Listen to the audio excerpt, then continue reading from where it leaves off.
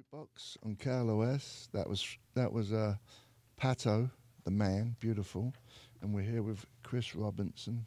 Hi, Chris. Hello. We're here with Neil Casal, too. And Neil Casal. I'm glad you said that because I didn't know how to pronounce Casal. I thought it was Casal. Either way works. It's all good.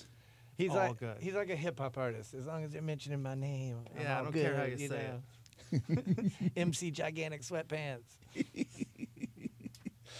So what's going on? You got a thing at Amoeba tonight at 6 o'clock.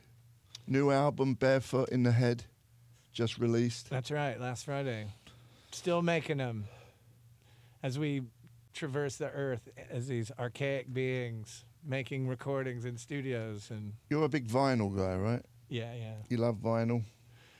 Always. And you're up north. Is there any cool places up north where you get vinyl? You know the funny thing about there are some good record stores, but even when I lived here in Los Angeles forever, my record buying is on traveling and on tour.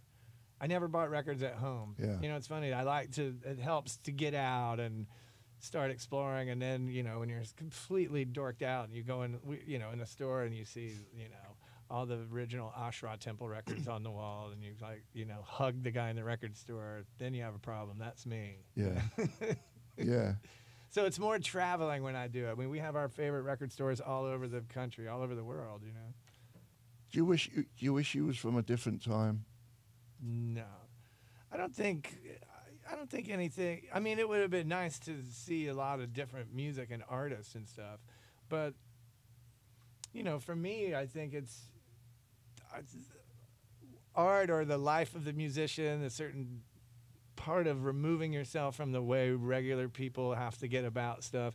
Me being dyslexic, me being really an outside sort of person as a kid growing up in the Deep South.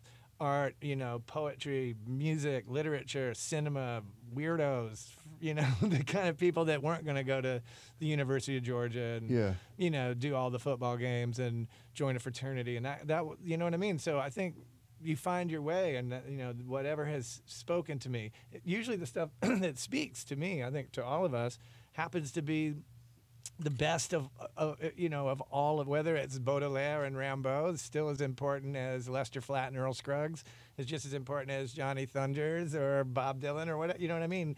It's all a part of gratuitous bohemia, Yeah. Hopefully. Yeah. I wish I was born in the 50s. I wish I was like 18 in the 50s when rock and roll was first going. That would have been cool. Yeah. When Haskell Adams is like, catching pianos on fire, whatever. Yeah. That would have been a good time because that was after America, really, when it was the big boom, really, wasn't it? After the war. Yeah, and America had a lot of dough because they lent a lot of money.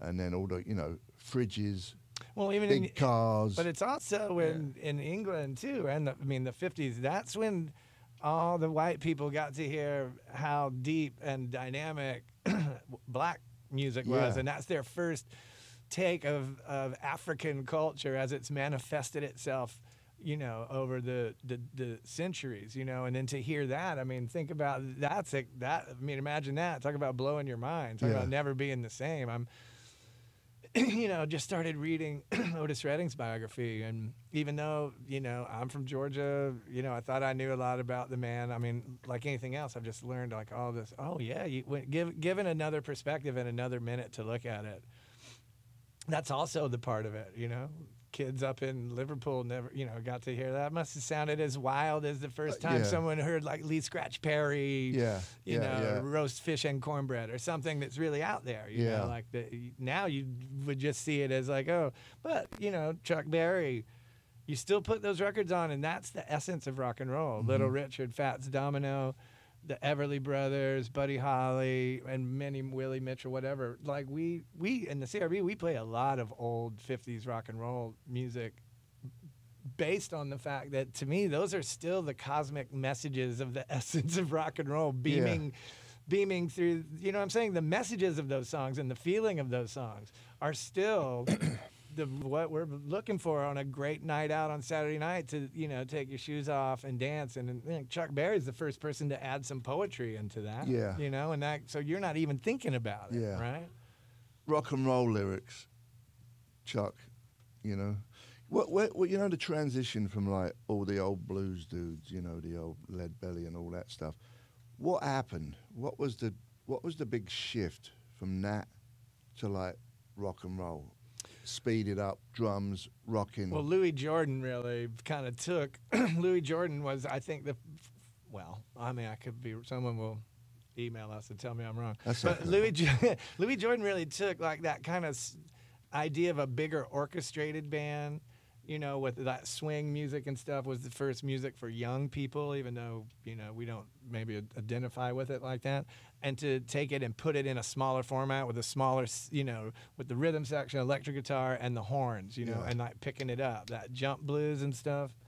Maybe, you know what I mean? It's something along there. And I think the other part of it is technology, even at that time, going from 78s to another format that sounded better. They had more control over, you know, it sounds like they're, to us today, the music is so, for the most part, corporate music is so very sterile and all put together and real, you know, those, you know, you listen to Little Walter records. I mean, I still dream about what, I want to know what, well, I can guess, but I want to know what that room smelled like. I mean, you can see the two mics, you know what I'm saying? And it seems wild, but at the time, that was the highest end stuff, you know what I mean? That was the Pink Floyd records and stuff, you know? Probably smell of weed. Weed and bologna sandwiches, yeah. Oh, man. So, what you got there, Shovel? Right now, we're going to take caller 20 right now to qualify for money on the 20. So they just need to know the keyword, 800-955-KLOS. Yeah, okay. Let's play some Free. I'll Be Creeping. Oh, yeah, that's the one. We're here with Chris Robinson, Brotherhood, and you're listening to Jonesy's Jukebox, and KLOS is a bit of Free.